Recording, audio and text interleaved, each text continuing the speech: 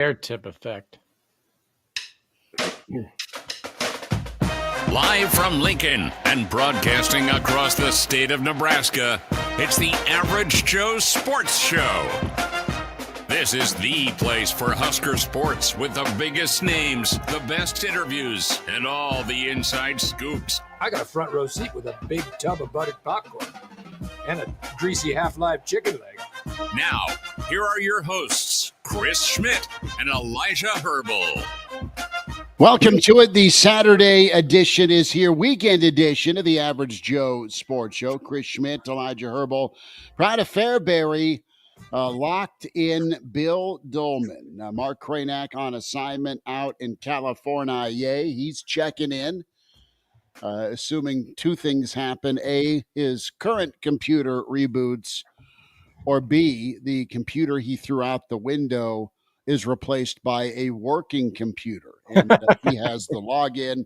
A lot to get into. We'll hear from Matt Rule a little bit later today. It is a loaded, stacked leaderboard when we talk about the Masters 2025. So maybe a little golf talk can happen. The dilemma and debate of Tennessee football versus Nico, the quarterback.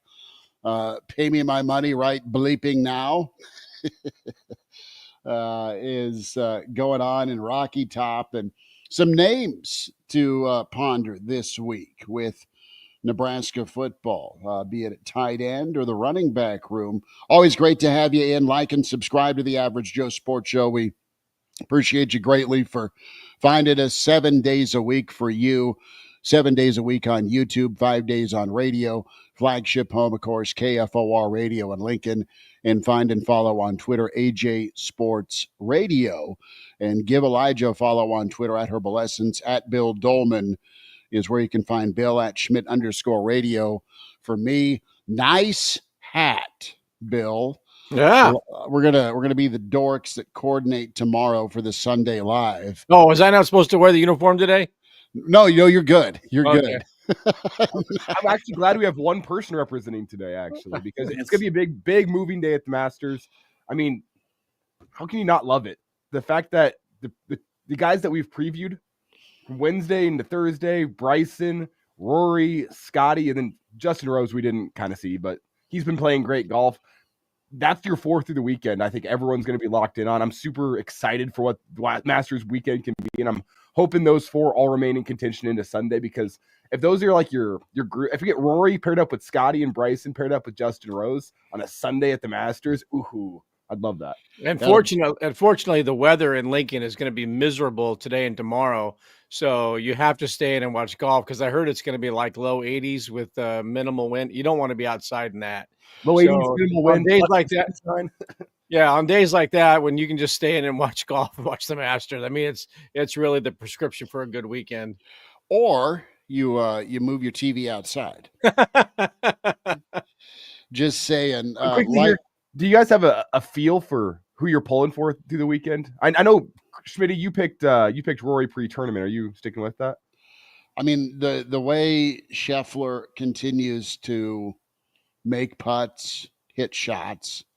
I mean, for him to go back-to-back would be pretty cool. Rory would be a great story, as he's, 0 for 11. Bryson made a nice push and is, just a couple back. So I'm wanting what you're wanting, and that is drama on Sunday. Mark Kraynak with us, representing the Average Joe Sports Show West Coast Bureau. Brother, man, I love the budget. I love our budget. It is 5:52 where you're at. How's that coffee tasting? Delicious, man. It's a cappuccino, actually, I went with today. It's doing fine, man. It's kind of weird that I'm actually probably earlier here than I am when I'm actually, I don't know what it is. Something with the full moon, I believe. I have no idea. I have no idea. I love it. Yeah. Well, How'd you shoot last week at Augusta? I didn't shoot at Augusta. This is just a quick name drop. And Elijah and I were talking with Coach Barnett on Thursday. That's a record. 5:55 a.m. West Coast time. Here comes the name drop. Well, the point of the story was Gary Barnett, Coach Barney's a huge golf fan, and he's playing like amazing courses today and tomorrow in Arizona, right? And he was excited for me that I got to go to Augusta, and I was super excited. We were able to get 2.5 hours in, despite the inch of rain that came down Sunday night and then into Monday, right? So the good news is me and Iowa Russ and our buddies got to go in and walk the second 9, and it was just everything it was supposed to be. Your field turf at the 40-yard line, from an aesthetics and a thickness standpoint, aesthetically has nothing on what is Augusta National. And what was cool about Barnett, he was super excited and says, "Hey, you'll have a great time. Golf trips are the best. Don't be the guy that's so hammered day 2 that you embarrass your foursome." So he's giving me advice there. But I said, "Well, when did you go? Did you get to go to a practice round, or did you get to just attend?" Because after Northwestern's breakthrough season in '95, he was invited to Augusta, and he's like, "No, I haven't attended as a patron. I didn't go watch a practice run. I got to play it." So quickly reminded me that yes, he has played Augusta. I have not. I just played a couple courses in South Carolina and one in North Carolina. And Elijah, you saw all 3 of the scorecards, and Friday was a good day. Saturday was a bad day of shooting. You guys saw that. And then Sunday I almost got a hole in one. So that's a familiar story from time to time, but it was good, man. It was a once in a lifetime experience that if I play my cards right, if I bribe Iowa Russ real well, maybe I get invited back next year. Because of the rain and weather situation, passes from this year for Monday are going to be accepted, and folks that got wins in that lottery next year get to go back for Monday. You're more likely to get invited back than that dude from Spain that plays at Arizona State who took a leak in Rays Creek. I don't think they're going to ask him to come back. They almost didn't let him come back for the second round. It's it's better than that dude just letting it go in his pants, on TV. Like, well, his coach shows up in shorts. Plenty of fellas took number 2s on 13 on Thursday and Friday, but not literally. They just had a tough putting day. So we'll get into some football here, fellas. Good. But Steven will be happy about that. Steven just writes in the stream, golf talk is boring. Yeah. Steven likes to bitch a lot, and I appreciate that. And I love Steven for his loyalty and his ability, but there's always just some little hand grenade Steven likes to throw out there. Thank you for your opinion. You're a welcome part of the show if the host can drop a Steven likes to bitch a lot. So welcome to the family, Steven. There's always some constructive criticism that we appreciate here. Steven, grab a club and you'll hate life a little less, right? Because you'll hit that one shot that almost goes in the hole. But he does say I was planting bad corn, so good on you there. Yes. They are not, however, Steven, running out bad Friday night pitching. What a ball game last night, and just not enough. Total of 6 hits, 1 solo shot in the second. Walsh, 7 2-hit innings, and Nebraska just couldn't get a run across, and that's the first time in a while the offense had scuffled a bit. So we'll dive into some baseball as well. Brandon Vogel going to join us from Counter Reed. Vogues may be donning a green jacket for us this morning. Yeah, and then the Iron Horse, Gary Sharp, will be with us as well. But it kind of dominated yesterday. Kraynak, I want to lead off with you on this. Have you been following the whole Nico Iamaleava story from Tennessee? Oh, yeah. Yep. The holdout. Yeah. Yes. The Yep. ski mask and gun treatment to a program that paid you $8 million out of high school as a 5-star quarterback. And there's been no contact with Tennessee. It looks and sounds like you've got Ohio State and Oregon. And Elijah, who is the other program?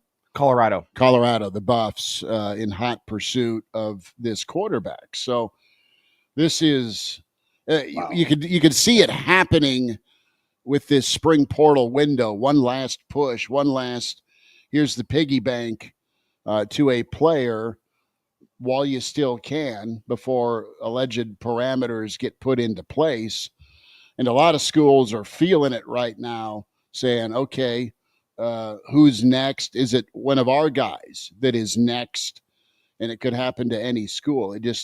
Tennessee, Kraynak happened to be the first one that has a high-profile guy that was good, and a part of the reason Tennessee went to the playoffs. You need really good quarterback play, consistent quarterback play, as young as Nico is.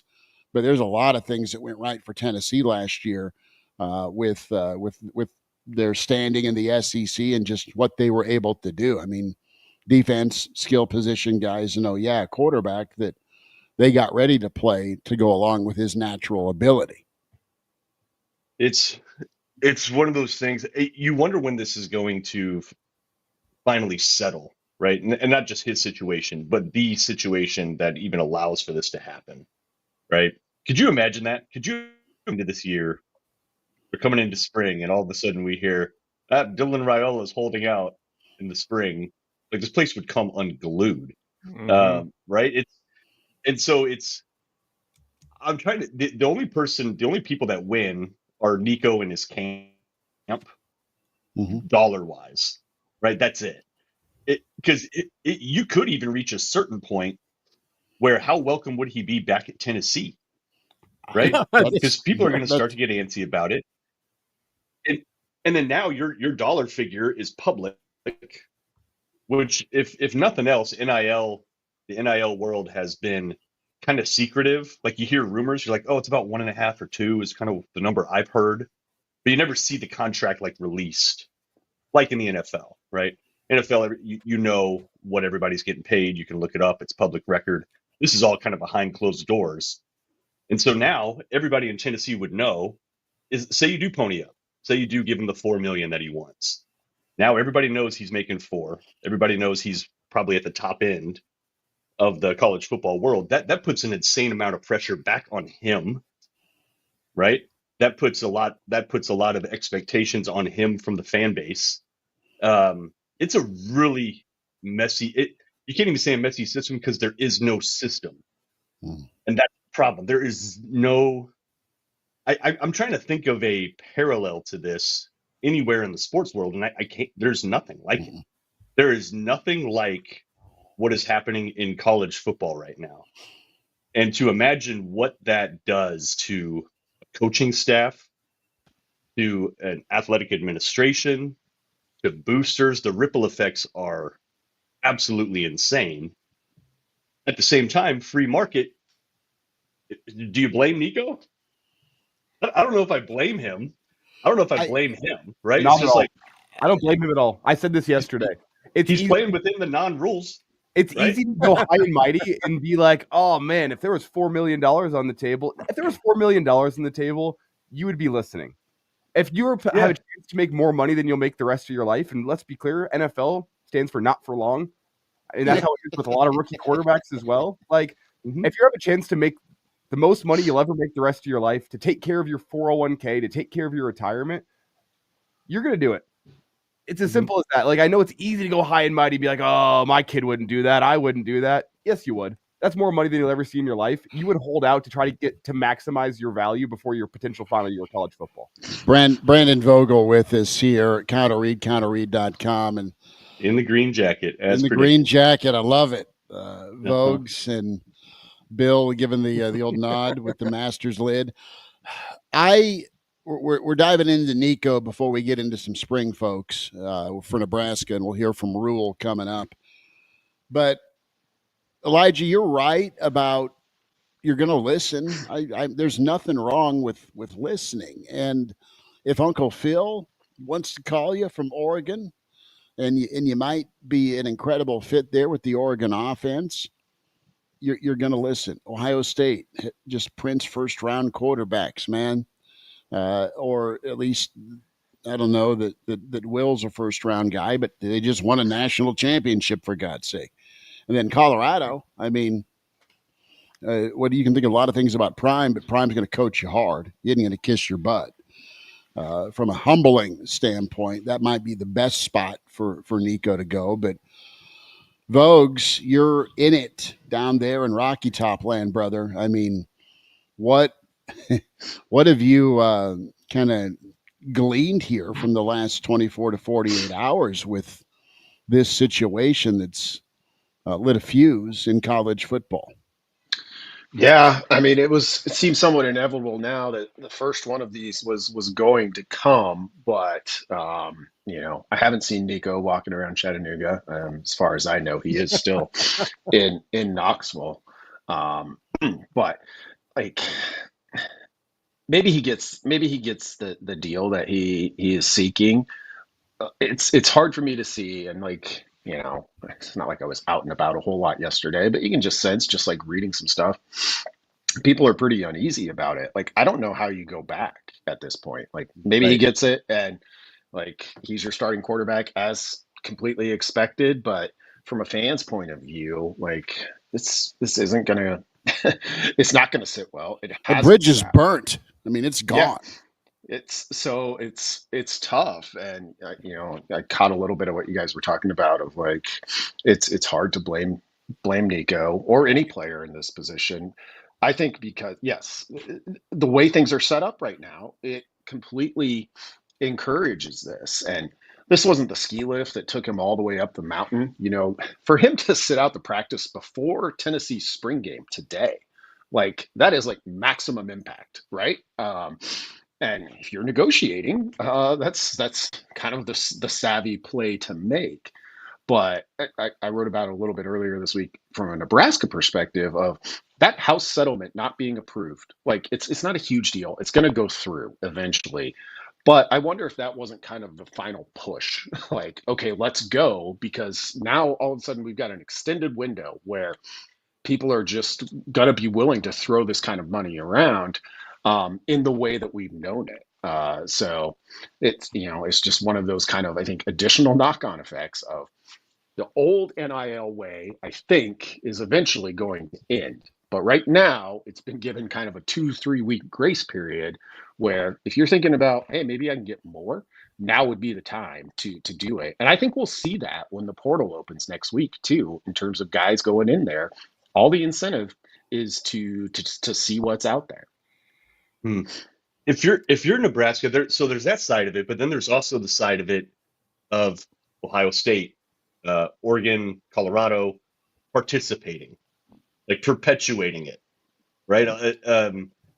Violating sort of an unspoken code, I guess, right? That there is no code anymore, man. Well, we're right. It's just just from a karma perspective, like, would you want to see Nebraska participating in sweepstakes like this? Depends how good the player is. Yeah.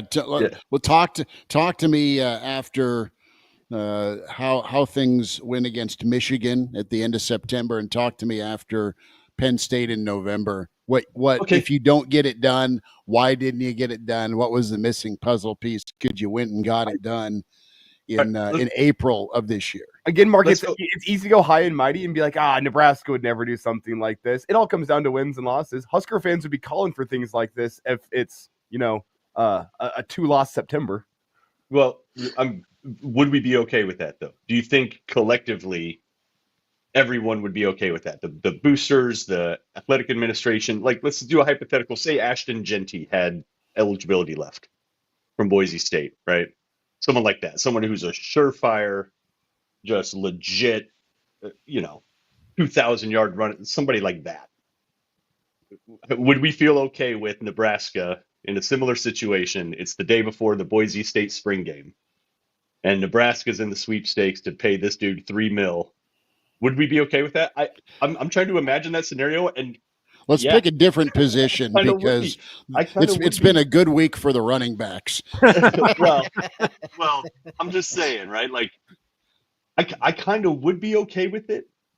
And put it this way, if you're Nebraska, can you afford not to? Like, if this is going to be the world, if this is how it is, do you have to do that to Well, survive? Do you you've have to slipped if you're participate like Clemson. that? You've slipped if you're Clemson by not embracing this new normal.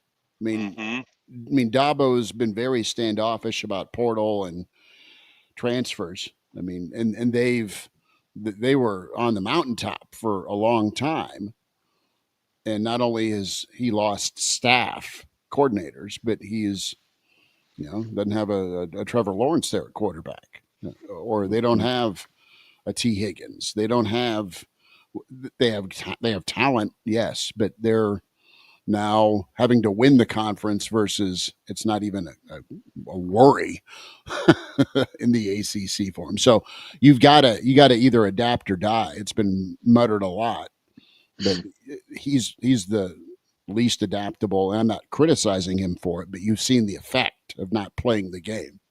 But look, this is a different situation than pro sports, even though we are there. And I alluded to this yesterday, again, brilliantly on the Friday afternoon show. This is not, the NFL where it's one guy's money. This is not Jimmy Haslam paying Deshaun Watson a guaranteed $250 million.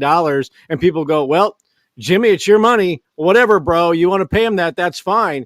You're talking about an academic institution that's part of a state system with a lot of hyphenated schools. Brandon's in Chattanooga, which is UT-Chattanooga. There's UT Martin. There's UT Knoxville.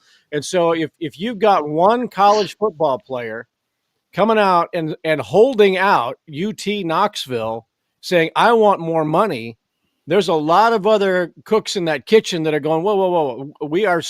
We are still an academic institution here. This is not some guy who owns a whole bunch of truck stops around the upper Midwest. Okay, so that's his money, right? It's the Dodgers' money. It's George Steinbrenner's old money, and they can do with it whatever they want. You're talking about institutional situations where there's a whole lot more people looking at university presidents, looking at athletic directors. There are college coaches who are in the same boardroom with Josh Heupel, and they're looking around going, what are we doing here as an institution?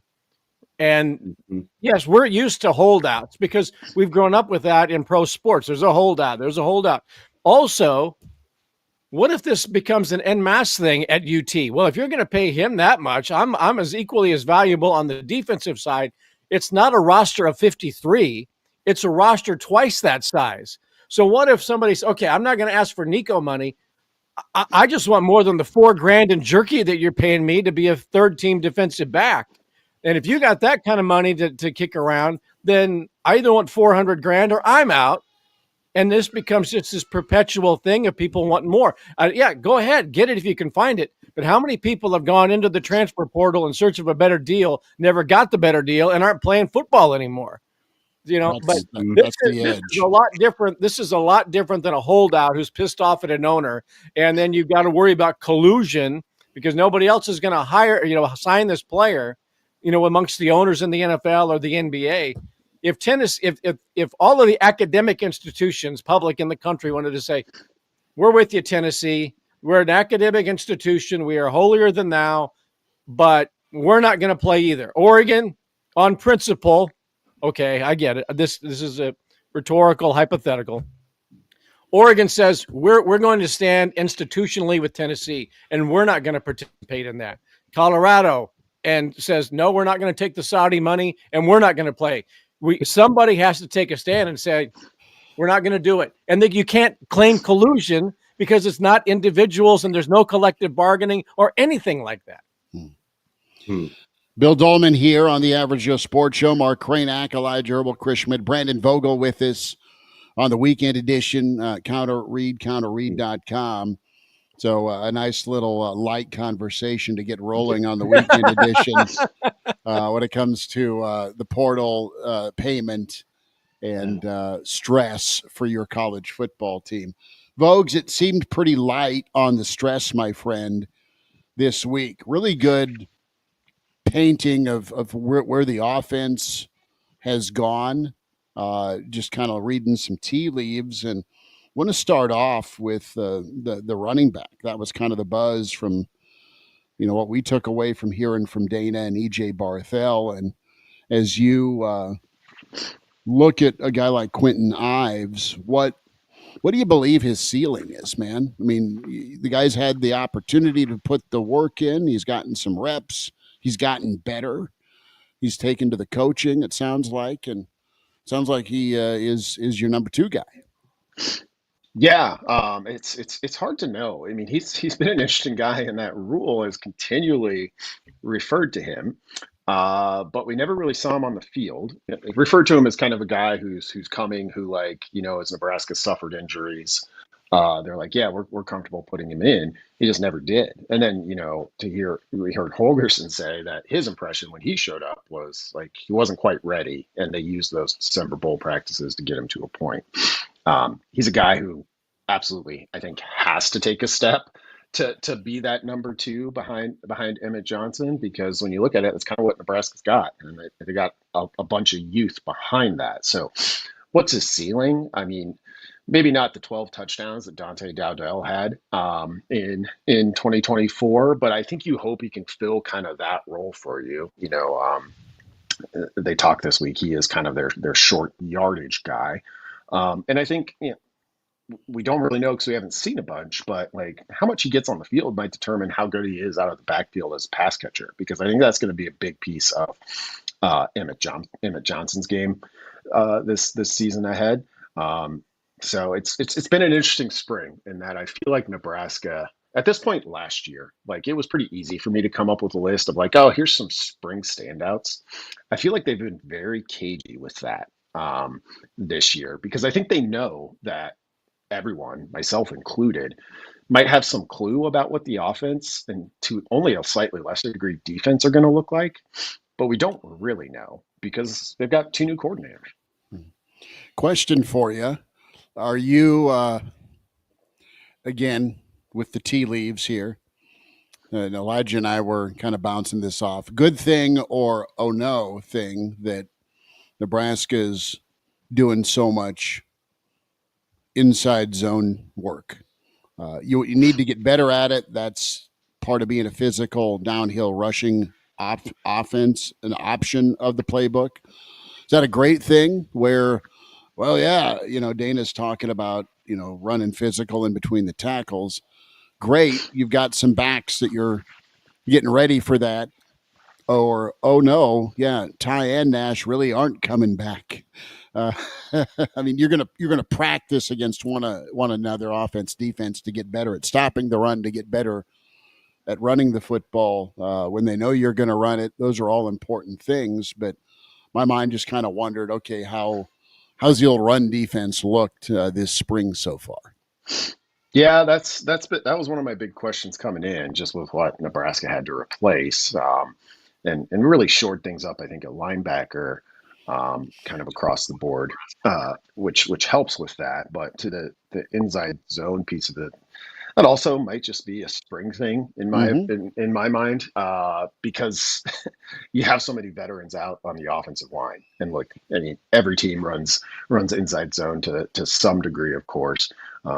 And with a young group there, like it might help you get through some of these practices because you're telling them to block a spot, like whoever comes here, pick them up, rather than some of the more extravagant stuff we saw from Milt Tenopir over the years and those Nebraska O-lines. So we'll see. I mean, it definitely became a bigger part, I think, of Holgerson's offense as he progressed as a head coach over the years at West Virginia and then at Houston. So not surprised to hear they're running it. But my first thought was is that a reflection of the O-line? And it could be at this point. It could also be a reflection, I think, of Emmett Johnson and what he does well. Because we saw it at the end of last year, in terms of a running back's ability to find the hole, make one cut, and get downfield, it felt like Emmett Johnson had the best, just, I guess, natural ability to do that. You looked at Dowdell, and it's no discredit to him. he was a guy that was running power and counter looks because I think he needed to know where the hole was going to be pre-snap. He didn't have that live ability to read a hole like Emmett Johnson does, and it's, to me, a little bit God-given. I think Emmett Johnson has that ability. My question is, does Nebraska have other running backs who also have that ability to find the hole, make one cut, get upfield? Yeah, it's a really good point. I think it is a reflection a little bit of Johnson, and even with him, we saw a bunch more than we were used to at the end of the season, but the sample with him is still pretty small. That said, like the underlying numbers with him, and I looked at this kind of during season when he wasn't even playing that much, were pretty good. And that's the other piece. That's the kind of, I think, missing piece Nebraska's had in the running game of late, with all of those zone runs. You're looking for, well, you got to get it blocked, but from there, then the running back needs to make the play out of it. And they haven't had those guys quite the way that they did in the past. Not even talking about, the option years, but like the early Big Ten years. Can I just say I'm glad to have Mark back, because I was worried that his captors had done something to him while he was gone. I do kind of look like him Yeah. in harm's way here, huh? Blink twice if you're okay. Kraynak is alive and well out on the West Coast. That is impressive, my friend. You're jumping in at 5, 6 a.m. out there in Tom Rathman country. That's right. Which, by the way, would make the Nebraska running game a lot better if they had a fullback. I didn't even mean to open the door. I've been sitting on that powder keg for a long time. I mean, how good would Rozier and Phillips been if there not been a fullback in front of them? Well, I digress. I'm not gonna go that far. I just think that makes the running game better. Somebody pounds that offensive line and gets to the second level and creates another opening. But that's just not the way the game is played anymore. You could. How much would a good fullback go for in the portal? $200K, maybe. Imagine, if you will, a fullback holding his team hostage for NIL money. See, I would love that program. I mean, that's not how they're built. It's just the University of Iowa. It's just Iowa. Vogues, what kind of NIL deal would you put together to get your fullback back? Or get one? I mean, it's got to be a monster truck / I'm going to stereotype fullback personality, but it's got to be some camouflage. And I mean this lovingly. It's got to be a 4-wheel drive, big old Bigfoot rig, and it's got to be some hunting land, don't you think? I think so. That's the last one's interesting because Bill mentioned it earlier. I'm sure the fullback already has the jerky deal. Like that's where you start. That's just you show up and they give you that on day one.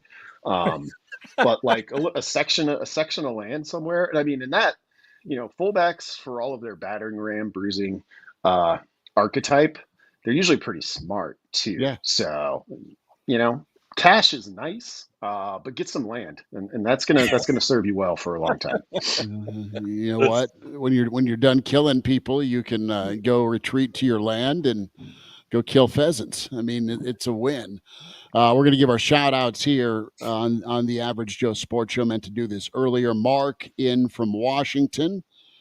It would be the punter holding out on Iowa. Justin, I love it. Hey, inside the 10 is a brutal place to start on offense. Walter is in. Says moving day at the Masters is one of the best days in all of sports. Kobe is here. Tuck checking in. Says, let's face it, everyone takes a nap at some point in their life watching golf on TV. Yeah, a little bit. Walter also checks in on the Nico situation. Says it's getting to be ridiculous. You've got Uncle Larry saying what's up. He says NIL feels wrong. It's just like before, the ones with the most money win, only now it's out in the open. Don't like it. Brian Snitley with us, part of the Boulder Peace Treaty, weighing in on Nebraska. 0 with runners in scoring position. 8 left on for Nebraska baseball. Offense back to normal. Corn Raider is here. Craven is in. Craven, good to have you. Eat Beef. Jeff Snitley, part of the Boulder Peace Treaty. James is in. Charles, good to have you, Charles. Melissa says, "What's up, Melissa? Good to have you from Scotts Bluff. Love that." And Arlo is here. Kevin is in. The other Dave, Steven. Appreciate you, Steven, getting us going early in the morning. The other Dave is here. Puffins checks in. And we have Brent here. Brent in, Bruce from Spearfish. I bet it's gorgeous in Spearfish this time of day. Doug is in. The wife just texting me the dogs need to be fed. They have been fed, sweetie. Red wine, 65. That'd have been funny if Nurse Bunny checks in from the hospital and says, "Hey, move on to the tight end discussion. Have you fed the dogs?" You should probably text her back. I doubt she's listening. But speaking of the tight end conversation, David chimes in here, talks about the potential big package with Bonner, Lindenmeyer, and Harburg. Brandon, I want to get your thoughts on that. Does that strike you as the Holgorsen style? And I know he's kind of adaptable as he gets older in his coaching years, but does a big package, a Bonner, Lindenmeyer, Harburg package strike you as something he'd want to do? Yeah, I think so. I think I've kind of taken to characterizing what I've seen of Holgorsen offenses in the past and hearing him talk as kind of extreme practicality. So if you can create mismatches that way, which theoretically, it looks pretty good on paper, I wouldn't be surprised to see that at all. Like, that West Virginia team that's put up 70 on Clemson had a really good quarterback and some really good receivers. They also ran the ball a ton. It's kind of, I think, whatever's going to gain us yards. Like, there's a tendency to kind of put these coordinators up on a pedestal and marvel at their systems, and in some cases it's justified and it's pretty interesting. But I don't detect a lot of kind of pride of like, well, these are my plays, we're going to run my plays. It's like, let's just figure out a way to move the football, which is sort of what you get from Holgorsen and some of those other coaches who have been closely affiliated with Mike Leach. Look, I love the name counterread.com, but I think you need to put something together as a subset called Extreme Practicality. That is freaking brilliant. No more West Coast offense. Nebraska's running that extremely practical offense. That is freaking the one that brilliant. Scores points in the red zone. Extreme practicality. I love that. .com. Shout out to Ryan checking in from the burbs in Chicago. But no, I am excited to see usage, and there's a liking from Dana to Lindenmeyer. I mean, just hearing the tone. Dude's just a football player, right? He was talking about him Thursday. You've got Harburg that is continuing to grow. And then, I think there's a lot of possibility with Bonner. He spoke Thursday, and, that's one of the first guys that I remember Dana kind of singling out, the big kid, number 16. Bonner's got the potential, not to throw coal on the old hype train, but Bonner's versatility is something that you saw little glimpses of pre-Dana, but I think he could be a guy that they turn to. He's a big-time matchup issue. He's physical.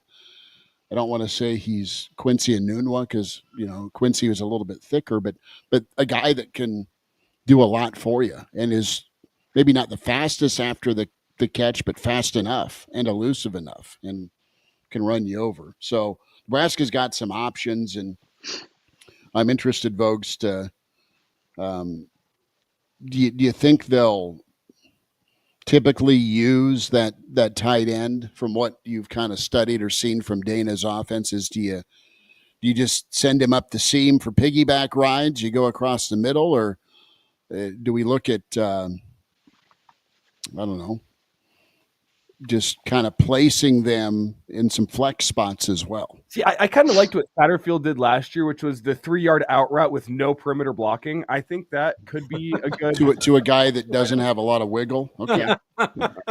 Yeah. That was good for pretty much 3 yards every time. Almost. On 35. Yeah. Wow. A little salty this morning, aren't we? The tight end spot is pretty interesting. You've got Lindenmeyer, who is kind of your prototype, kind of old school tight end. And then you've probably got two guys who it gets interesting between Nelson and Harburg. And I think the key with them will be, how far along are they as traditional tight end blockers? Not, like maybe the guy who's on the line, but the off the line tight end. Are they good enough there? Because I think the thing you worry about is if they're not quite up to par, putting them out there makes it a little bit of a tell of like, okay, we don't have to worry about this guy, making the key block to spring a 9-yard run. He's probably going out for a pass. So I think that'll be the key part of it. And Harburg talked, to credit to him, pretty openly about like, yeah, that's, been one of the challenges so far. It's just like, I'm a great athlete, but I haven't been blocking 230-pound linebackers the past 4 seasons. So that'll be a key piece of it. And if they come along to that point, I mean, I think their usage rate, it could be pretty high, because just based on the athleticism and where football has been, we've seen what guys with kind of their builds and abilities have done in the game recently. One thing that's been talked about quite a bit here too, and Vince in the stream, with what the tight end coach is getting paid, every tight end better be a first rounder. Fair point. Fair point. That former OC salary as a tight end coach, pretty good. Pretty good. What do we do? But quickly throwing that to the side, I did really like his answer this week regarding like why he came back, why he wants to still be at Nebraska. A very mature answer, and I want to get Brandon's take on it's easy to throw the arrows and it's easy to continue on the sat punching bag of, well, it's easy to stick around whenever you're getting paid that much. But it really does take something special to come back to the place where you are a punching bag and where you've been publicly embarrassed for 2 years.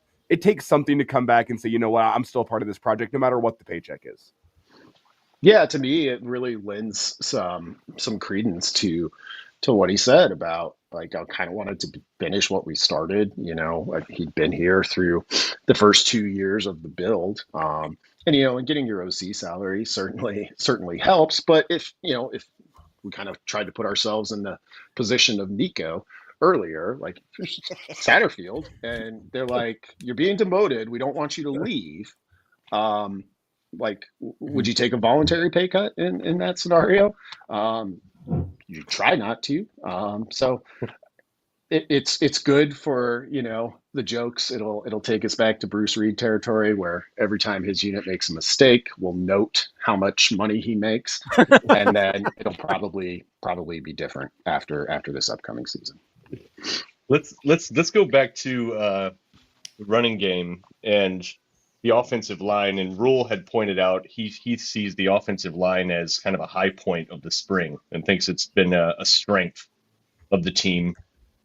However, he's saying that while Gunnar Gatula, Teddy Prohaska, Turner Corcoran, and I'm sure I'm forgetting a couple others, are all out in the spring. I mean, guys that have started a combined. Lutovsky. Lutovsky's out.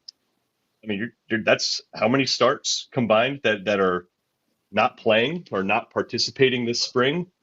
Are we looking at finally, potentially, an offensive line that has legitimate depth coming into this year? And then what does that do for Nebraska as the season wears on? I think the pieces are there where that's possible. And what it would do for Nebraska as the season wears on, like, I'm not sure in the way the game works now. There's the importance of offensive line depth has gone up, is maybe the shortest way to say that, I think.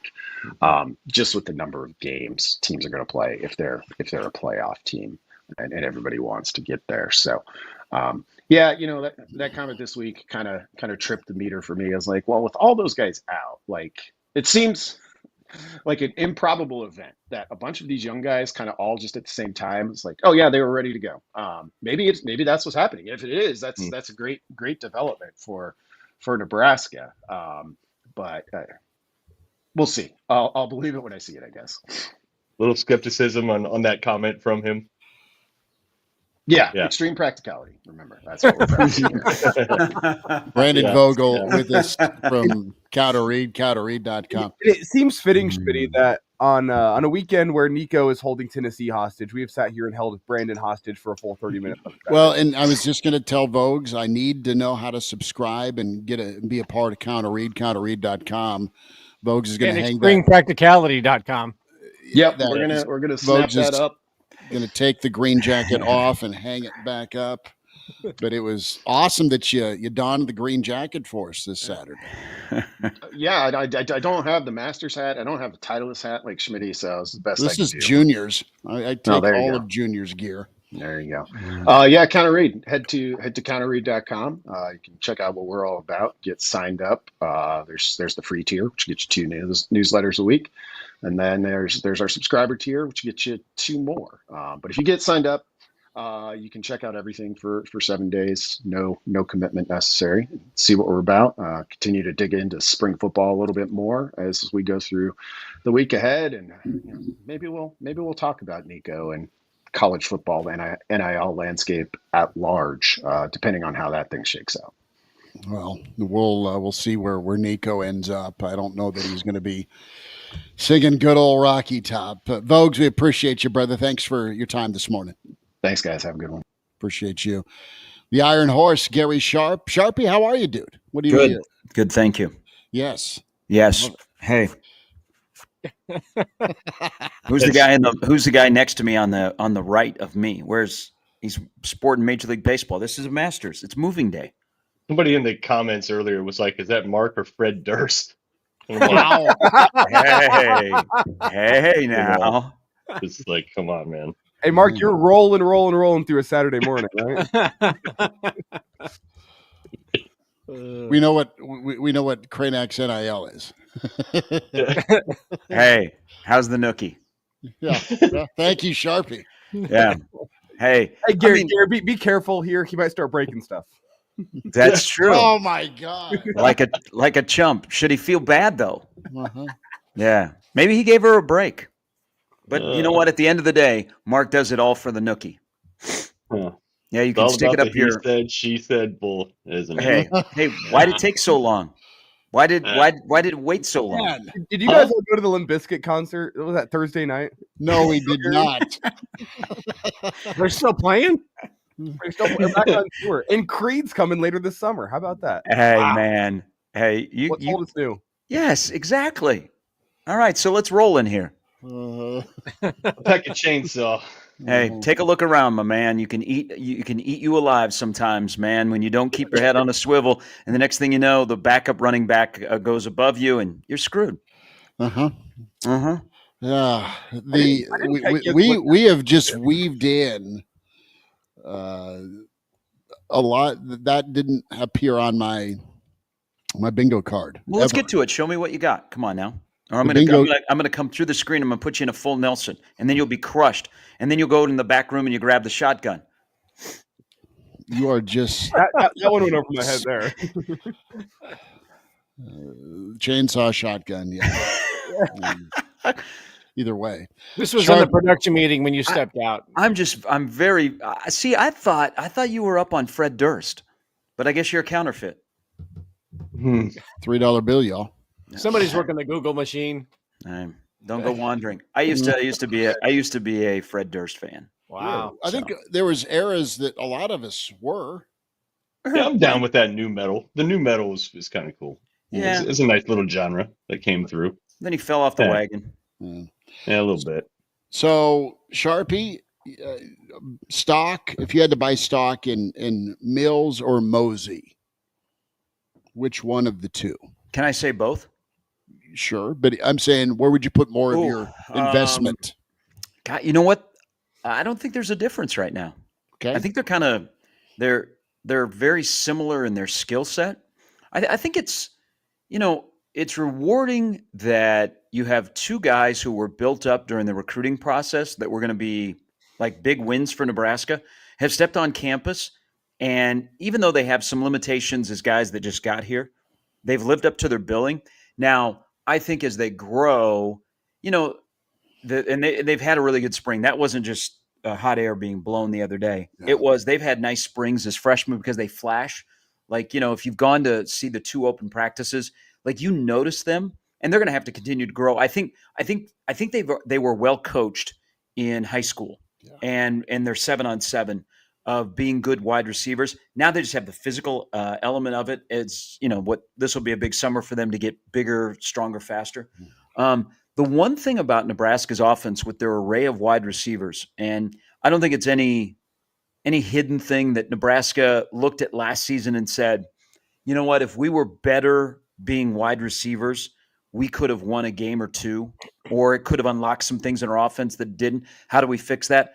And they have completely flipped that room, whether it be adding 2 really good assistant coaches, Shorts and Verbois, and then flipping that room. I think what will have to happen this year, Mills and Mosey aren't going to win 50-50 balls right now. And so Dillon's probably going to have to throw more wide receivers open than he did last year. Now, Key he won't have to throw open because Key can go get a 50-50 ball. But if he gets these guys on the run and hits them in stride, kind of like we saw when he was good with Barney last year, they're going to be dangerous, man. They've got a plethora of options, and we're not, and we, and then you throw in a guy like Emmett Johnson and you throw in your tight end. So I'm glad they showed up, and they've been as advertised for guys that have only been here for 4 months. And so that's encouraging. And that shows you that was a win during the recruiting process. So what about a couple of Husker legacies that have been in the program for a little bit that physically really have something going? You got Keelan Smith, son of Neil, 6'3", 215. You got Quinn Clark, 6'5", 205, son of Ken Clark. How about those guys? Have they been passed by Mosey and Mills? Isn't Keelan hurt? Yeah. Keelan's dinged. So I know more about Quinn. So Quinn is a freak. The late Ken Clark's son. He is, man, I don't want to go there, but Nebraska actually looks like a college football team. I mean, I got some dudes. That make you go, okay, who is that? They look a little bit different. He is one of those guys that I think just needs to play football.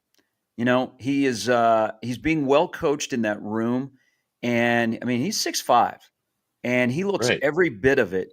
I just think he needs to play. They have some guys, and I know this was alluded to, and you guys were talking about this with Brandon about the offensive line, and guys need reps. That's kind of where Nebraska is at with some of these true freshmen, redshirt freshman guys. They just need reps. They need to play. This would be ideal if they had we're playing South Dakota State today. Some of those kind of things. But with that said, there's a lot of competition.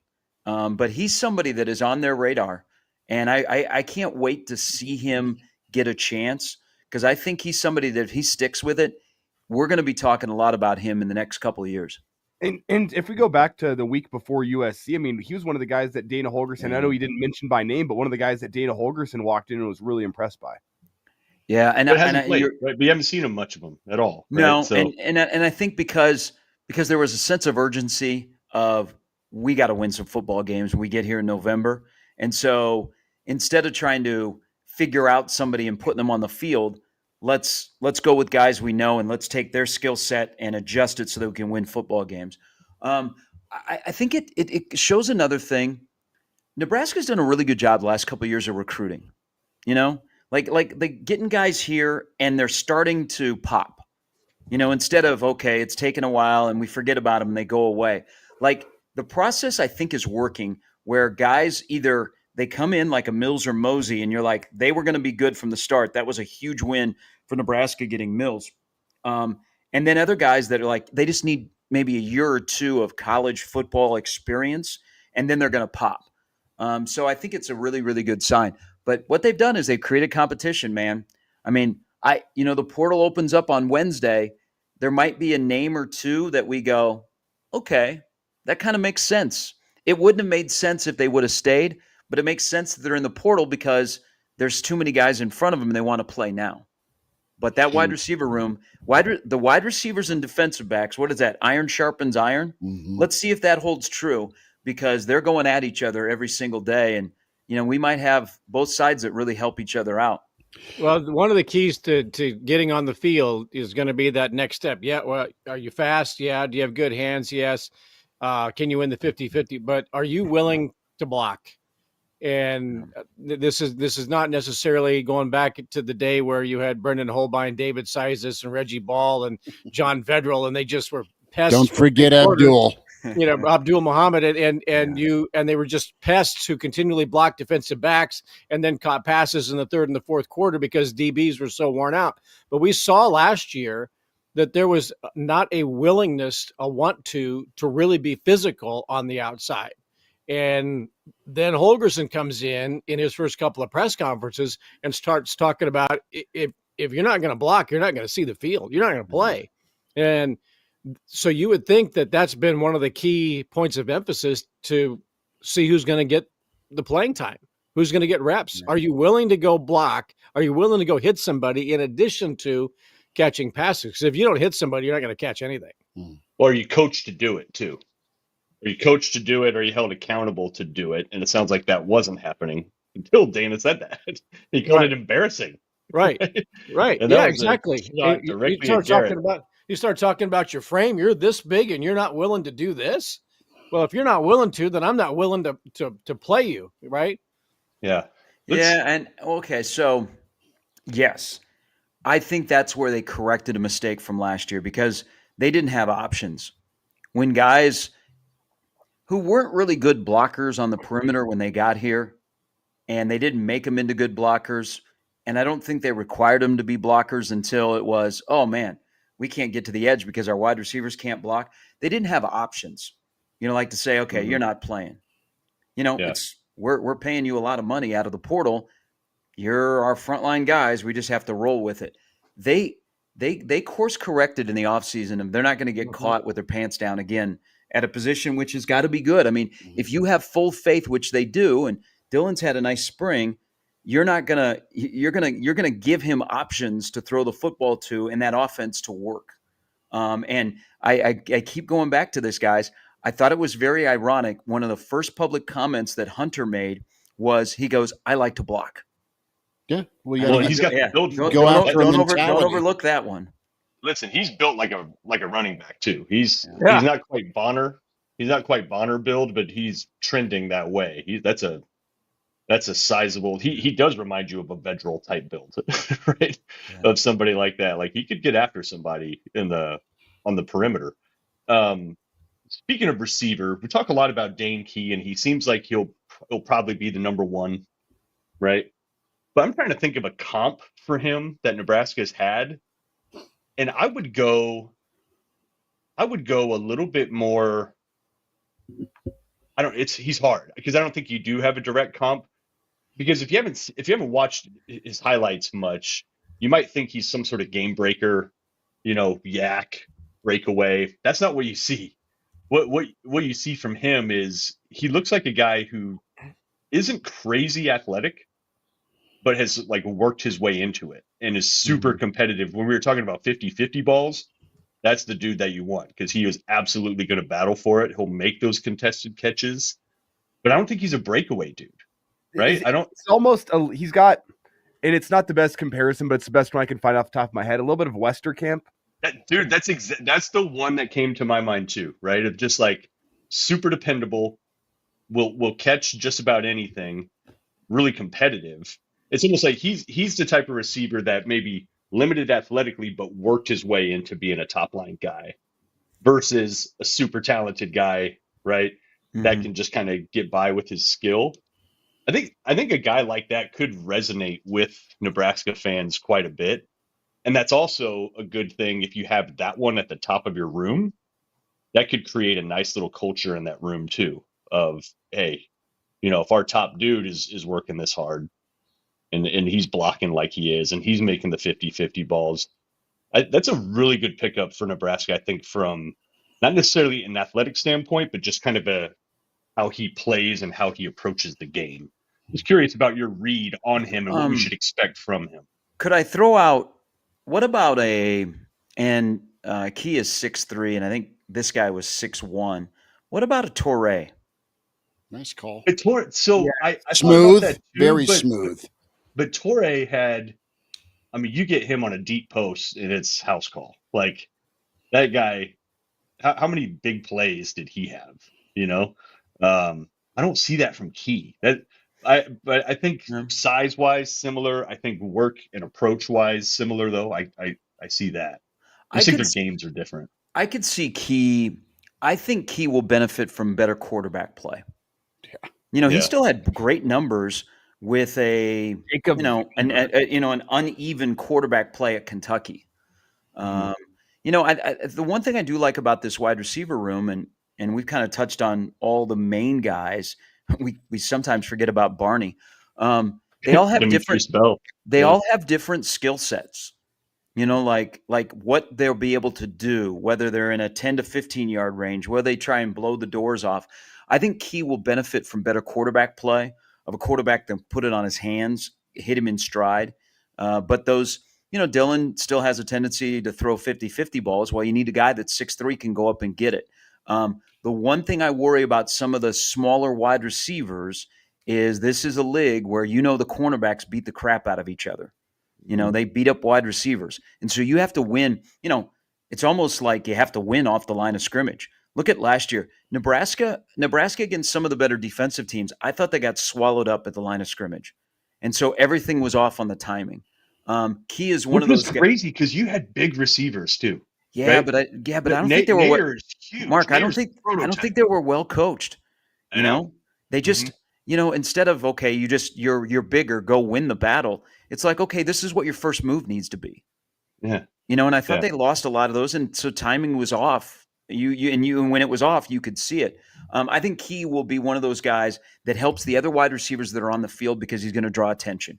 I don't think Nebraska had that last year. With Palmer, they had that. So if you were another wide receiver on the field, you could take advantage of all the attention that is on Palmer. I think there'll be attention on Key, but Nebraska's in a spot where you can't just ignore the other three wide receivers that are going to be out there. So that's another advantage of having a guy like Key. But I really think his good numbers that he had at Kentucky and not great quarterback play, his numbers will be similar because I think they'll spread the catches around. But he'll be more effective because he's got a better quarterback. Think back to last year as the season went on. Ja'Cory Barney really became the most reliable go-to option. There was the reason why he was Nebraska's best offensive player last year. And it was almost by default because you were not getting whatever kind of production, either catching passes, running the right routes, a willingness to block or whatever. But as the season went on, it was Raiola, and you just assumed that that the first option was going to be Ja'Cory Barney because there was no consistency from anybody else. And I'm hoping, like Gary, you're saying, that you do see others elevate their level of play. We know that Barney's a great player, not a big player either. There was concern last year. Can he withhold? Can he withhold an entire season in the Big Ten? And he did. But he can't be. He can be his favorite target, but he can't be the only reliable target. And so if Dane Key is what he is purported to be in terms of a leader in the room and a mature guy who can go get the 50-50, and he's willing to do all the things that Dana Olgerson requires in a receiver, which means be physical and block. Well, the coach in that room is Dana's guy, right? Yeah. So there has to be that willingness for somebody to step up to do all the things required. So you're not requiring a true freshman who, $175, $180, whatever he goes, that it's not all on Ja'Cory Barney. And we loved watching him play. I think he was terrific last year, but he cannot be the most reliable guy, especially at that size in this league. Isn't it wild, guys, that we haven't talked much about him during spring, and he's a guy that had 55 catches last year? Yeah. Like, is this the Emmett Johnson? Is this the Emmett? I'm surprised. Is this the Emmett Johnson where I don't want to say take him for granted, but we know what we're going to get. So let's focus on the new guys, and we'll talk about you in the fall. Well, I think it's you saw a guy come in from a talented region and really be the consistent wide receiver. He was a way to at least get some yards, however you got it to him. He was your known quantity and delivered for you in a inconsistent room. That was good. So yeah, I mean, Barney's tough as hell.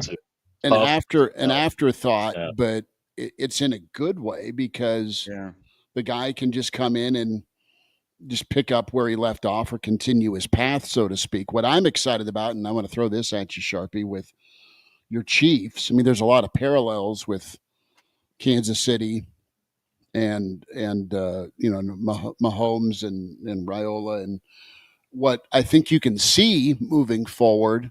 Remember your 2019 Chiefs. What'd you have? You had, of course, you had Kelsey, but you also had Watkins, and then you had Tariq to get deep. I mean, you have, I'm not saying those pieces, but you have those type of receivers. Back to your options comment, you've got something to go after a defense. What do they not do well? Do they suck at stopping the deep ball? They have no one that can check somebody that can run by you. That's something that Dana mentioned this week. Do you have your possession physical guy in a Watkins? You've got options body type wise if you're Nebraska. Then I know Kelsey's the tight end. I don't know that there's comp there, but you have that element as well. I mean, you're going to have matchup options that I'm thinking is a good thing for Dylan and Nebraska moving forward. I mean, I think that they've collected some of those athletes in the receiver room, and they're getting coached up. Yes, and I love that comp. But can I take it another step forward for the rest of you guys?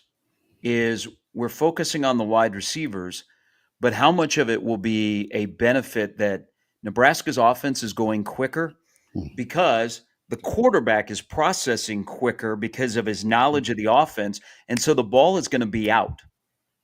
Like, I don't foresee a ton of deep, 5 to 7 drops out of this offense. And if you've seen or listened closely, the speed of their offense has picked up. And that's just because you've got an OC and a quarterback. I think if you go back to that Chiefs team, Schmitty, and if you guys feel differently or the same, the thing was everything was timing. So you had guys that were good at their craft that they didn't take forever to get 10 yards down the field or 15 yards down the field. And you also had a quarterback that was thinking a step ahead that would, bam, the ball would be out immediately. And even before your turn, the ball would be in the air and it would be right on you and you would catch it. So it moved a little bit quicker. So I think that might be also a part of this whole discussion of how Nebraska can take the next step in the passing game, is that the quarterback is a year older and things are moving quicker in his head. He sees them. And so, boom, instead of, the UCLA game where they have the pick six, that was a huge play in that game. He's processing quicker because they're running faster because he doesn't have to overthink the offense. He knows the offense really well. Hey, we want to get it out. We need to thank the guys working hard at the Average Joe Sports Show Tennessee Bureau, Eric and Jason.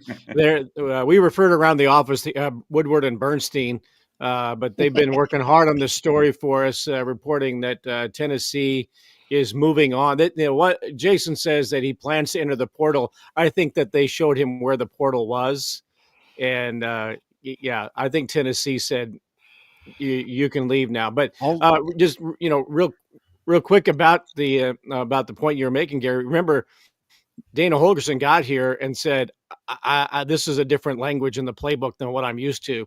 So, and they were going off the Garden Cafe menu and not the waitress pad menu of plays like Mike Leach had.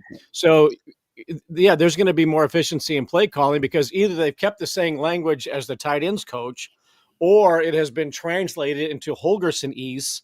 And now the plays can be called and it's simplified, and there's going to be an efficiency in the way they're called and digested and the plays are executed. But he freely admitted, this is a different language than what I speak in football. So that's obviously another thing that has changed between the end of last season and this spring. Yeah, and I think you'll see, remember, and I don't know exactly what changed. Remember we were discussing at the beginning of last year how quickly Nebraska got plays in?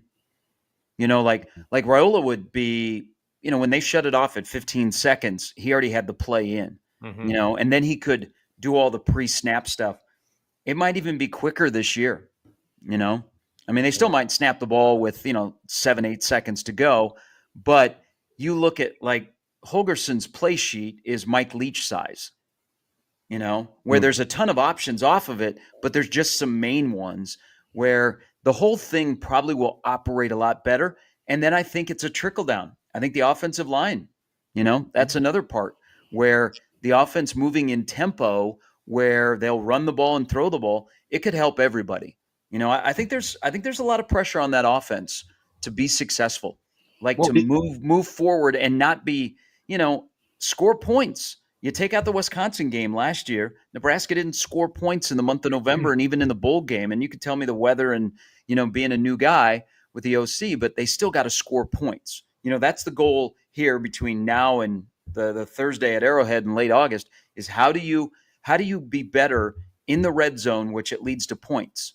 And that's why and one quick thing, Schmidt, I think the thing I appreciate in the language that's being spoken this spring is they've identified what ailed them. You hear about third down defense. You hear about red zone offense, things that get off the field and get in the end zone. I think they know they got to score some points while they're getting things shored up defensively in the transition. And as we talk about Nebraska's ability to this is a great comment from Anonymous. That is good. I'm not going to try to pronounce the name, but you can see it. But my question, though, with Nebraska's ability to go out and score points, Quentin Ives was the topic of discussion this week. EJ Barthel talked about him. Dana Holgerson spent a little bit of time on him. We've been hearing about him for years. His ability to come in and help the offense this year, is that hype or is that substance? Because the hype has been there for years. We haven't quite seen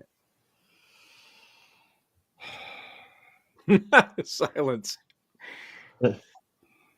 I'm trying to figure out. This is wild. Isn't Tennessee's spring game today? Yes. Yeah. How would you like to be a recruit on campus?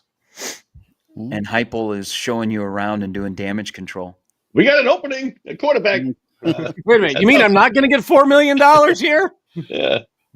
So you expect a bombshell this week with the Nebraska name? I know you mentioned that. No. I mean, you've got 1,000 defensive backs. I mean, you're going to have attrition, but do you expect? Hey, the friggin' courts are screwing a school like screwing schools. Yeah. Because Nebraska's at they're either 132 or 133. 20 plus. And there is like limbo of, will there be some grandfathering? Mm-hmm. Yeah. I don't know that Nebraska will be a buyer, but everybody's going to monitor the portal. Mm-hmm. I don't know. There might be a name or two that would go in that you would go, okay. It just maybe as a defensive back, you're way down and you're not going to get to play. And there's an opportunity somewhere else for you to play. I mean, who knows? I mean, Bayor is back in the portal. He left here to go to Mizzou. People are like, well, would Nebraska bring him back? I know there's spots for him to play. I'd love seeing him in the linebacker rotation, though. I thought he was a good player.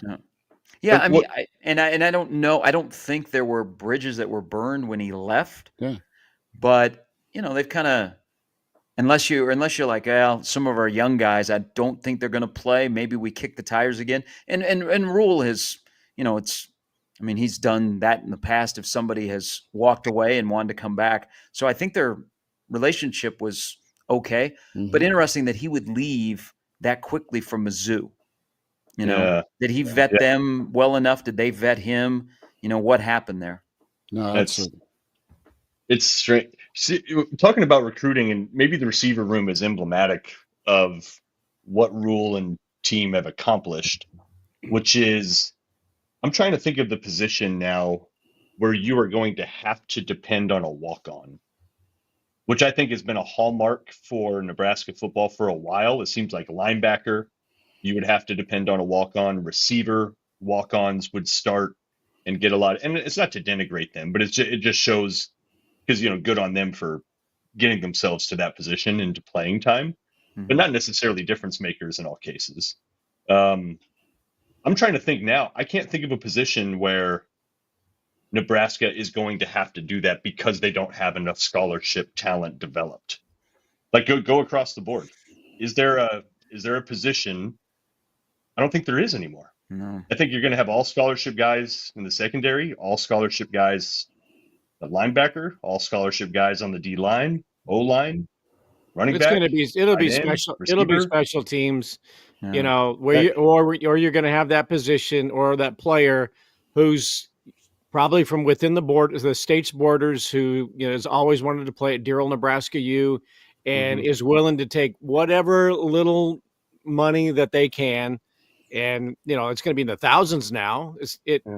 And the jerky, but you're probably going to have somebody who's backup kicker, a John Hole, backup punter, because you got to have a couple of them. Although you're going to probably be looking at guys who can kick and punt. Maybe your long snapper, I'm sure somebody probably in Nebraska, if they were smart, started training their 7th grader to teach them how to long snap, so that in 5 years when they're ready, Nebraska will be looking. You can make a little bit of money, and you can be a long snapper for Go Big Red. You can marry the libero, and your wife will become a football coach or a volleyball coach, and you make a lot of money that way. But like Lane Kelly, but that's probably where it's going to be, is in one of these position, special teams positions. But yeah, otherwise, if you want to play, you got to start ponying up the money to the sexy rooms. Now, getting back to Ives and go back to what Elijah mentioned a moment ago, and if we're looking at the portal, those players listen to the press conferences too. And so when your position coach is talking about the improvement of the guy that was your guy when you got hired, I mean, Barthel got the job and identified Ives, brings him in from Palmyra, Nebraska, Palmyra High School in New Jersey. So he's been his guy from day one. So you may hear that and say, wait a minute, it didn't talk about me. Not that I'm saying Makai Nelson or Kenneth Williams or somebody like that didn't hear their name called in a presser. That's why they go. But sometimes that is the way it is. They say, I'm not going to get the reps I thought I was going to. And that might be, if there's some portal movement in the next few days, that might be where you see it. Yeah. Well, can you stay patient, put the work in, get to a year 3 within a program, and then make your decision? I mean, I think that's what's being preached. Yeah, and Matt in the stream, by the way, says walk-ons essentially are being eliminated soon, right? Yeah, for the most part, I think that's accurate. But before that's even happening, Nebraska seems to have recruited to a point which they haven't been able to do for, years. I think you have to go back to Callahan, even. Because it just feels like Nebraska year after year was in a position where they had to, because of depth, turn to a walk-on. And in some cases, those walk-ons performed great. Like John Bullock, I think, is a great example of that. He was scholarship level. Luke Reimer, I think you'd consider him a walk-on too, right? Wasn't he a gray shirt, or the like? Yeah, his first year.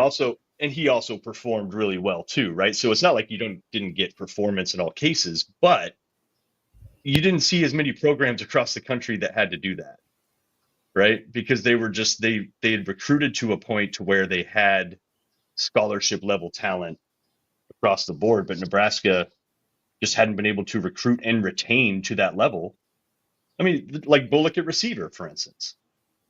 Didn't see much of him last year, and he's moved on, but you had to start him 2 years ago. You didn't have other options. You had to. And he wasn't quite, he wasn't going to contend for all conference, right? He just wasn't. He wasn't going to go into the portal and have a bunch of suitors. Like he was fairly limited, and that's not to denigrate him. God bless him. At least Nebraska was able to turn to someone like that. But it's different that Nebraska no longer is in that position, right? Your walk-ons, you have better talent across the board.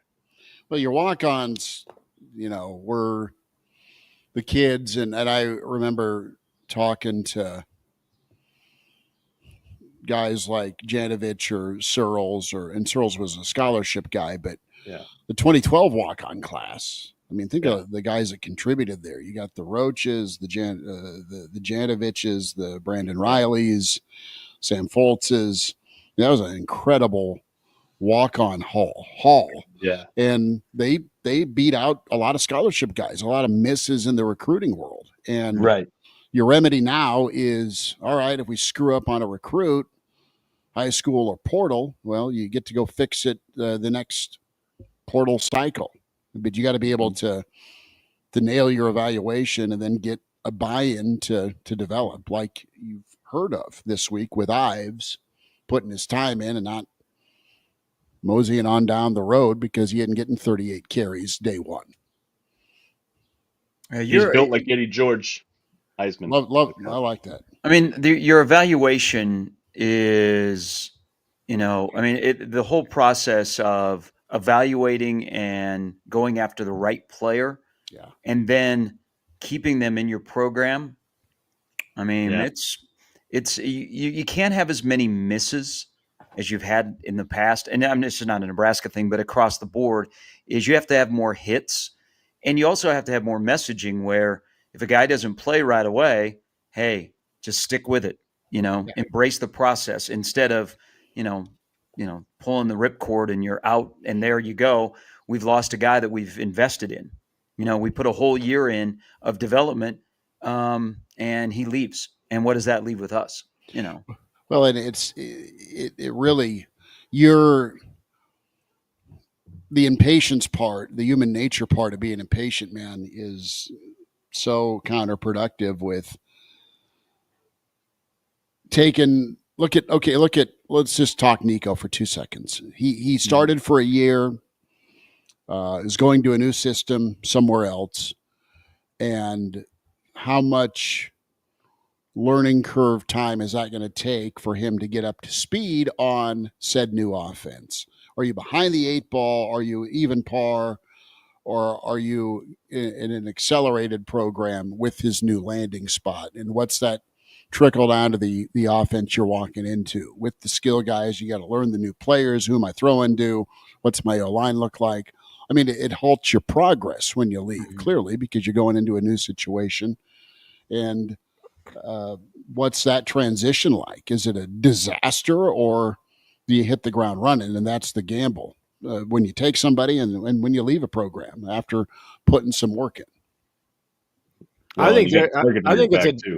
think it's a dangerous spot for. I mean, it's a hell of a gamble on his part, and whoever's advising him, and it looks like this is a whole family decision based on what I read yesterday. But look, let's say he goes to Oregon, and Dan Lanning's a great coach and all that, but we're going to meet your $4 million demand, and we're going to insert you right away into our lineup. No Oregon Bowl practice last year. No offseason conditioning with Oregon. I'm just saying this for an example. Or I don't know where he's going to go, but they're a player. No spring football with them this year. We were mentioning earlier. I mentioned, Dana Holgerson said it's a whole different language. Well, what does Oregon's playbook look like? What's the chemistry? We're going to get together 7-on-7 all summer, and we're going to run routes together, and it'll translate perfectly to the football field. Well, probably not. And what's the tolerance going to be? Oregon fans, again, I'm using this as an example. They're going to say, we got him. We got Nico, right? But what if like it's, they know what he's getting paid, and you can no longer say it. Well, these are just college kids. These are just college kids playing. No, there's money now. So if they struggle, and he's, well, wait till we get into October, November. It'll get better. Is it going to get better for a guy who started one meaningful season at Tennessee that he's going to manage? This is not like Joe Flacco coming off of his couch and leading the Browns to the playoffs, because it's just so ingrained in him as a professional quarterback that I can look at your playbook and I know exactly what it is that you want to do. And I can do this right now. I'm good. Nico's going into a situation, wherever it is, developing chemistry with his receivers in his locker room, understanding his center, offensive line, all of that. I think this has the potential to be a really big mess for whoever gets involved in it. And it might work. I think what just happened is good for college football. I think it's good for old school college football, because a program, remind me, the last time we saw Nico on the field, what were his numbers against Ohio State? 13 completions. The important number was 42-17, the wrong way. So today is a good day for old school college football, because Josh Heupel in Tennessee said enough is enough. Okay, this happens. This is rare that it became public, but you know that there's renegotiations every year in the NIL world. Mm-hmm. They just don't become public. And the family, because they were upset because they wanted more money, made it public. And Tennessee said enough is enough. You know what? We are not going to turn over our locker room to a guy that wants more money and is trying to hold us hostage. And so We're going to wash our hands. It's going to be better for us, maybe not in the short term, but in the long term, we're going to move forward. And somebody put their foot down and said, you know what? Enough is enough. You're already being paid, maybe to some, more money than you should be paying. We've done our duty. We've actually delivered the cash that we promised, and now you're trying to hold us hostage? Not so fast, my friend. Good for Tennessee. Good for old school college football. But here's the thing. We are so quarterback desperate in this world. Oregon doesn't need a quarterback. They got Dante Moore. He's sliding right in. Ohio State probably doesn't need a quarterback. They're just finishing up spring ball today, and they've had a battle. I think if he is smart, if this is what he wants, and I don't know if his goal is to make a lot of money in college and never get to the pros or whatever it is, I would go to a school that was not as well known, that would be so desperate and say, oh my God, we have a quarterback that has played in the SEC and got to the playoff. Here you go.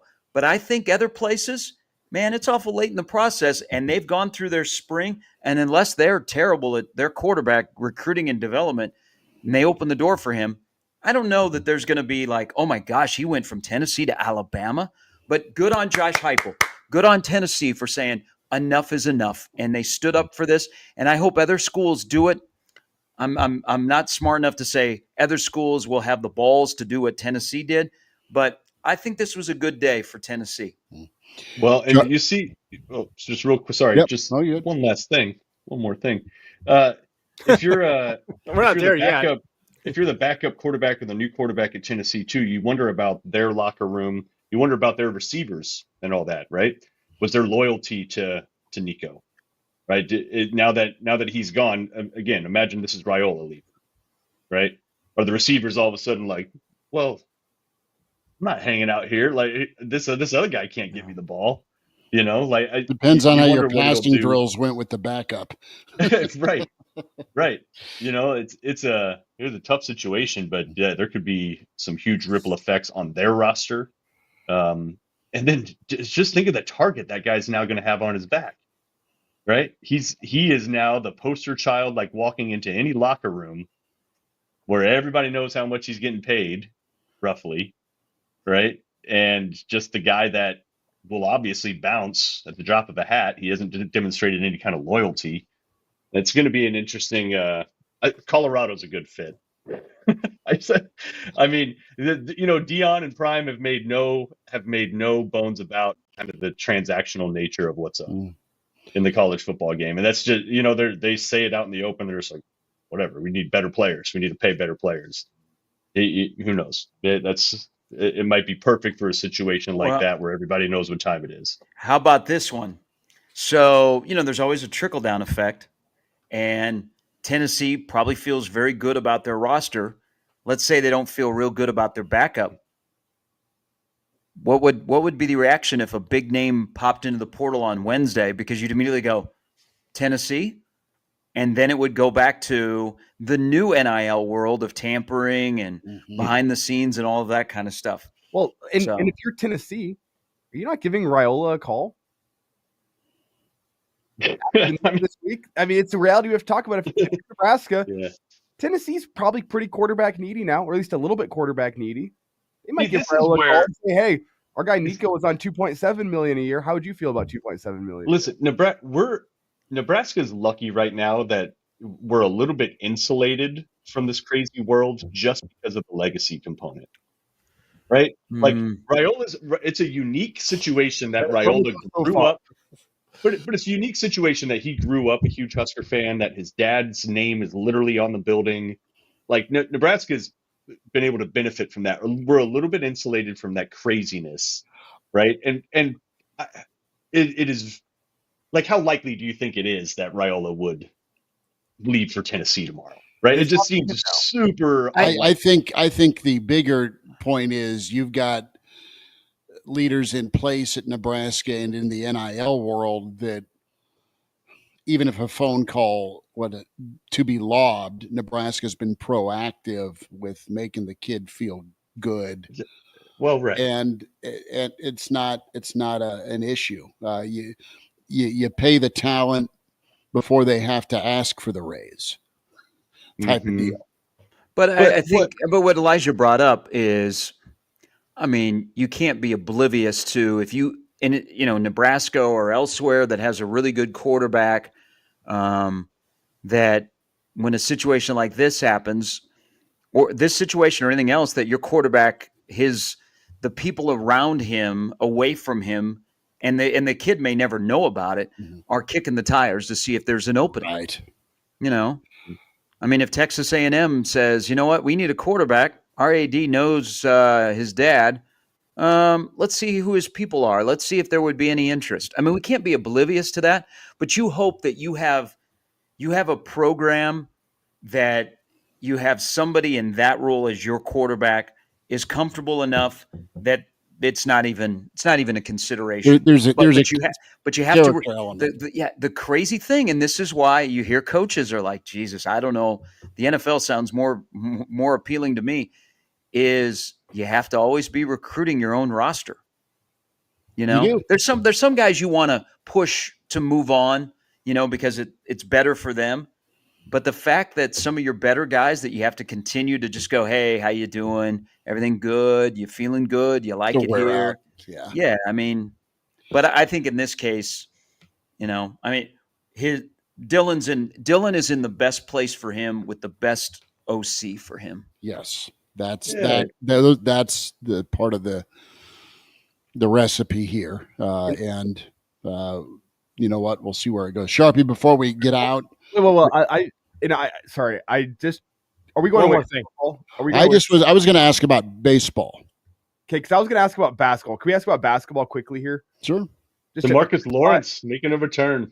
No, there's that, but I want to get Gary's thoughts on Kendall Blue. It's the guy that you got to see in the Summer League coming from St. Thomas.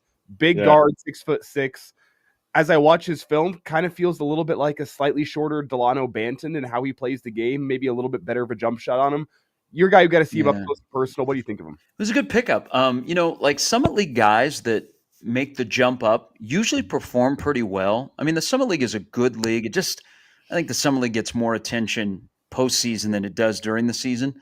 And Fred has had success. I think Fred is better with mid-major guys moving up than reclamation projects. Kendall's a really good player. He's gotten a lot better since at St. Thomas, and they're a good program. He has shot it better, especially from beyond the arc. In this year in their offense, they allowed him to put the ball on the floor more and try and get to the rim. Now he is not as big as Banton, but I do see where you're going with the comp. He has gotten better defensively. Like, he had no interest in playing defense his first couple of years, but last year he was better. He's long. I think his mid-range game has gotten better. I don't think he'll try and put it on the floor as much and get to the rim because, in the Summit League, you don't have rim protectors. You don't have a lot of fives that are going to keep you out of the paint like the Big Ten. But it's a good pickup. He doesn't need to be the number one guy, but he'll be a good fit. And I think he will shoot it really well in this offense. You're going to have to run some action for him. He's not going to be a jab, step back three guy. So it's a solid pickup for Fred. I think they've had a really good week of, and not just week, but the portal of guys that fit. We're looking at guys and we go, okay, that makes sense. Instead of, where's he going to play? Now just go out and get another guard that can handle the basketball, because it's good to get Lawrence back, but I don't know that he is 100% point guard guy. No. Like he'll play there, but in terms of that's where his best ability is.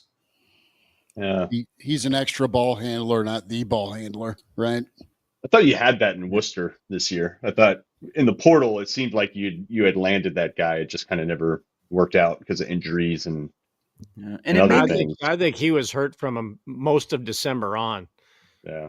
And, and they maybe go point guard by committee because, Cale Jacobson in the Big Ten is not going to play 30 minutes a night at point guard. But if Cale Jacobson gives you 10 to 15 minutes, we saw in Vegas, he's comfortable handling the basketball. He can facilitate the offense. They need a point guard that is not going to dribble the basketball to death and also facilitates the offense. Okay. Makes everybody else on the floor better. look at Nebraska's history of point guards under Fred Hoiberg. He's gotten kind of non-traditional, more combo guard types to run that point as opposed to a true distributing point where you look at Delano Banton, a guy I brought up. I mean, he essentially ran the point at Nebraska, very non-traditional point guard. Bryce McGowan's, you'd say the same thing in his years, kind of bringing the ball up, initiating the offense, not your true point. You look last year even, Jamarcus Lawrence is the guy that brought the ball up for you, and though he wasn't great at it, I mean, he brought you more of a scoring threat than guys like Ulis and Wooster, who are your true point guard types. That's kind of the way I see Nebraska going with it here this year, is going back to that. It's a point guard, but it's a little bit non-traditional and a point guard, and that combo guard is the right way to describe them. And Brian is right. I mean, you have a point forward in Rink Mast who will be a huge asset. They actually, I think they will move the ball. If you look at kind of how their roster is forming, I think they will move the ball better than they did last year. Last year it had a tendency to get stuck, but Mast is the big key in all of that. Kind of like Derek Walker was in his last year. Right? Great point, Mark. Yep. Facilitate at the top of the key. Yep. One more thing for me, and we'll wind her down here with the Average Joe Sports Show Weekend Edition. How about that leaderboard? Sunday Live. We'll get you ready for the Masters tomorrow, 10:30 here on the Average Joe Sports Show YouTube. Like and subscribe. Baseball last night, 1-0 pitchers duel, 3 hits apiece. A solo shot was what did in Nebraska, but you left 8 stranded. You couldn't generate any offense against a really, really talented arm for Iowa. And Walsh did about everything he could, Gary, here. A big one today for Nebraska. Yeah, if you're not 15-18 going in, you can say, man, 2 really good teams played in Iowa City, and that's baseball. But when you need to win, that's a tough one to take. Hey, Will Walsh, that bullpen had been kind of taxed over the last couple of weeks. Will Walsh did everything that you could imagine last night. And, he's more times than not, a performance like that's going to win a baseball game for you. Nebraska still has trouble against left-handed pitching because their lineup, like Butenbach isn't great against left-handers. And you saw what happened to him last night. And Iowa's kind of like who Nebraska was supposed to be, right? Like KU and Iowa, the last 2 teams they played are like, man, that's what we were supposed to be, but this is where we're at. They're like a box of chocolates. You don't know what you're going to get. And, they got great pitching last night, but the bats, when they needed to against a really good pitcher, just couldn't get that 2-out hit or runners in scoring position, get that hit that they've gotten, last weekend or, the other night at KU. So now you're in mode where you got to win the next 2, no matter how you do it. But Walsh allowed you to preserve your bullpen, so you can piece together things regardless of how long Horn and Brockett go the next 2 days. But they got to win this series point blank because they got to make sure they're inside of that 12 to make it to Omaha. Absolutely. Well, we can't end on that baseball note. Let's just end on the Jack Caglione watch. And I've been pronouncing his name wrong this whole time. Caglione. It's Caglione. That's how he goes with it. The Cags. first N is silent. Kraynak will be wearing a Cags jersey next Saturday. So the latest we're hearing is May, right? May for an Omaha call up.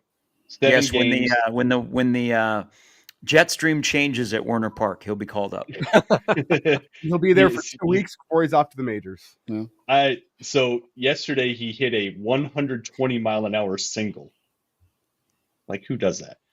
He's hitting 333, 2 home runs, 11 ribs in 7 games. Not bad. One of those home runs is 464 feet. Yeah. So I will never forgive the Rockies for passing on him. So as Nebraska, if Nebraska limps to the finish line right around that time, right around the mid-May time frame, Caglione could be coming to Omaha, and we'll forget all about it. Here's my thoughts on him. I'm looking forward to him playing in the major leagues in 3 years with the Dodgers. Wow. That's on that note, just like everybody else. No, not on that note. Can we give some love here? Because there's some things like, baseball is kind of, we're trying to figure out baseball and we're frustrated with baseball. Can we give some love that in 90 minutes, I think it's Central Time. Yeah, 90 minutes. There is a huge, huge bowling match in Las Vegas for Nebraska bowling. Boom. Oh, Yeah. okay. Paul What is it, Klempa. nationals? Paul Is it Klempa. nationals? Yes. We're in the final four here. So yesterday, Nebraska had a battle to get to today, and they have to beat Youngstown State today in the winners bracket before they get Jacksonville State, who is the defending champions. The Cox are the defending champions, the number 1 seed. They would play tonight on ESPNU. So it is a big, big day for Nebraska bowling. Do the What's that Youngstown NIL crew, are they look like? sponsored by Lucky Strike, the non-filtered?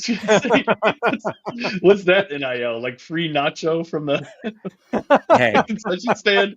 What is that? Unlimited I am nacho. not going to put up with this slander of Nebraska bowling. I'm not slandering Nebraska bowling. Has I'm there in the slandering history of Youngstown Nebraska State. Has there been a better transition from one coach to another in the history of Nebraska athletics than Bill Straub to Paul Klempa? I can't think of another example, right? Nope, It's going to be nope. Bill Straub lanes. Paul Klempa pins on Bill Straub lanes. The Board of Regents is going to name that after Nebraska wins yet another national championship. And someday, after Danny Busboom Kelly wins the national championship, it'll be Danny Busboom Kelly on Terry Pettit Court and John Cook Arena at the Bob Devaney Sports Center on the NU Innovation Campus at the University of Nebraska-Lincoln. We present Husker Volleyball. Love it. But good on Paul Klempa and company. Hey, they're a dynasty. If you've never watched, if they make it to the final tonight, because Nebraskans watch Nebraskans, the Crown thanks you. You will watch tonight, and it is rather entertaining. It's a dynasty, but Jacksonville State is trying to sneak in there. So if they're able to win today against Youngstown State and get to tonight, please watch as they try and take down the number 1 seed. It'd be the 2 top seeds that are in the Final Four out in Vegas. It's not called Suncoast Lanes. I was watching yesterday. It's something along those lines. It's got to be the Playmore or the Brunswick or something. Start ordering drinks for Sunset. Jacksonville State so they're seeing 20 pins instead of 10. Hey, if you get over to East Campus, they've got a great facility. At least there's some team in the spring that can hit a strike, right? Joe Patrick will have the call from Leisure Lanes. If you're a student at UNL, you can go use those lanes as well for very cheap. Yes, you can. Some of us that enjoy bowling enjoy shooting that back. Bowling is getting strikes. Softball is hitting, dongs. I mean, chicks and dudes like the long ball, and Nebraska softball is right up your alley, Mark. Yeah, is that up my alley? They've hit 79 home runs. If you, in all honesty, Bill has seen it because Bill has broadcast some games. The Jordy Ball experience is amazing. When Shane Comine was pitching at Nebraska 25 years ago, people would, you couldn't do it at Buck Belzer because of where the bullpens were, but when they played the 1 year for Shane at Haymarket Park, and you know how at Haymarket Park you can overlook the bullpen and watch guys warm up, people would be lined up shoulder to shoulder to watch Comine warm up. Go to Bowlin and watch Nebraska softball when Jordy is warming up. People just go and they flock to the bullpen to watch her warm up. I think I don't know enough about the seating right now in the RPI. I think they're in line to host a regional. That's awesome. Yeah, they're in a great spot. They're in Chicago this weekend to take on Northwestern. So we have bowling, we have wrestling, and we have softball. Who needs football, baseball, and men's basketball? Well, I know Jordy's pitching gets the headlines, but she's also quietly batting like 440 on the year with 12 home runs. She's hit more home runs than home runs allowed. And she's got something ridiculous, like 170 strikeouts and 110 innings. That is the best college softball player in America. I know there's people that are throwing gas in the pitching circle at like Tennessee and places like that. But in terms of what she does both ways, best college softball player in America. And I would argue in a university full of incredible female athletes, she is the best female athlete at Nebraska currently across any sport. And here's one of the things I loved about her. When I did the game a couple of weeks ago, I'm in the press box. I'm parked off in the lot that's to the east of right field. So you got to walk across the field and leave and go to your car and all that. 45 minutes after the game, she is still on the field, greeting fans, taking pictures with kids, signing autographs. I talked to Rhonda for a little while, and I went to my car, came back. She was still out there at least 45 minutes to an hour after the game. She was still meeting fans. I mean, it was very impressive. And she's been doing that. I mean, when she was at Papillion La Vista, like all these young girls like would look up to her. It's very rare when you say, okay, a particular sport, this is the GOAT. And for my lifetime, Peaches James has been that with Nebraska softball. If Jordy Ball gets this in the next 2 years, gets Nebraska softball to Oklahoma City to the College World Series, and she's already done what she did at Oklahoma, but now she's doing it for her home state school. I mean, I think we have to have a serious discussion about Peaches saying, all right, Jordy is the GOAT. And that's saying a lot because Peaches James was unbelievable. And she got to Oklahoma City with Nebraska softball. It's a pretty good story that's going on that is kind of maybe now that basketball is over and spring football is kind of wrapping up with a couple of weeks to go, there'll be a lot more attention on softball because it's pretty cool what's going on at Bowling. Peaches looked like she was throwing grapes, didn't she? I'll tell you what. 4 out of 10, Mark. Kraynak, on that note, one more thing. I know it's not Nebraska, but college hockey Frozen Four national championship is tonight. Western Michigan against I think it's Boston. I'm going to be watching that. I think that's going to be a lot of fun. After all the Masters leaders get off the course, we're going to get that done. It's 6:30 puck drop tonight in the NCAA championship. I know there's no Nebraska tie there, but Frozen Four is a lot of fun. I'll be watching that tonight as well. Yeah. Elijah, be good. Appreciate you, Bill. Sharpie, always love it. Kraynak, thanks for getting up early, partner. And back up with you tomorrow. The Sunday live edition of the Average Joe Sports Show. Like and subscribe to YouTube 7 days a week for you. Also, AJ Sports Radio on Twitter. We'll talk to you tomorrow at 10:30 as we'll figure out who wears the green jacket. More spring football thoughts, Rule today, and holler tomorrow with the Average Joe Sports Show.